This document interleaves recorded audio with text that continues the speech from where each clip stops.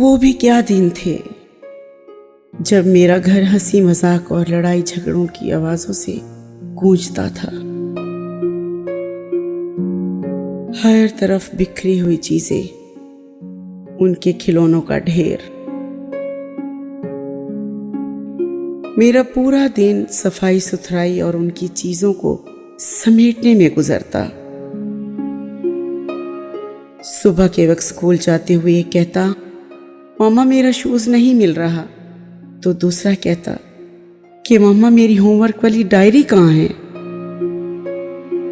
آج بستر خالی ہے،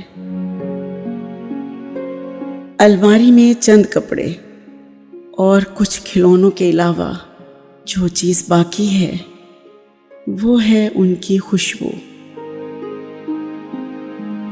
اور میں ان کی خوشبو محسوس کر کے اپنے خالی دل کو بھرنے کی کوشش کرتی ہوں۔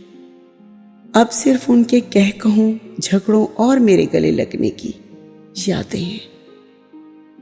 آج میرا گھر صاف ہے، سب کچھ اپنی جگہ پر ہے، پرسکون، پرامن اور خاموش، زندگی سے خالی ایک صحرا کی طرح۔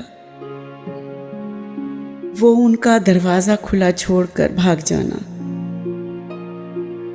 آج دروازہ کھلا چھوڑ کر جانے والا کوئی بھی نہیں۔ ایک کسی دوسرے شہر چلا گیا ہے اور دوسرا کسی دوسرے ملک، دونوں زندگی میں اپنا راستہ ڈھونڈ رہے ہیں۔ ہر بار وہ آتے ہیں اور میرے ساتھ کچھ دن گزارتے ہیں، جاتے ہوئے جب وہ اپنے بیگ کھینچتے ہیں تو یوں لگتا ہے جیسے میرا دل کھینچ رہا ہے۔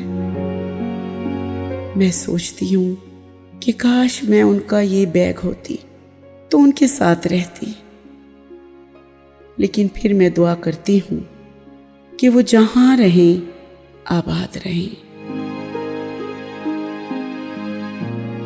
اگر آپ کے بچے ابھی چھوٹے ہیں تو ان کی باتوں اور معصوم شرارتوں سے لطف اندوز ہوں، ان کو گدگدائیں، ان کی بھولی بھالی حرکتوں سے پریشان نہ ہوں، بلکہ ان کی چھوٹی چھوٹی پریشانیوں کا مداوع کریں۔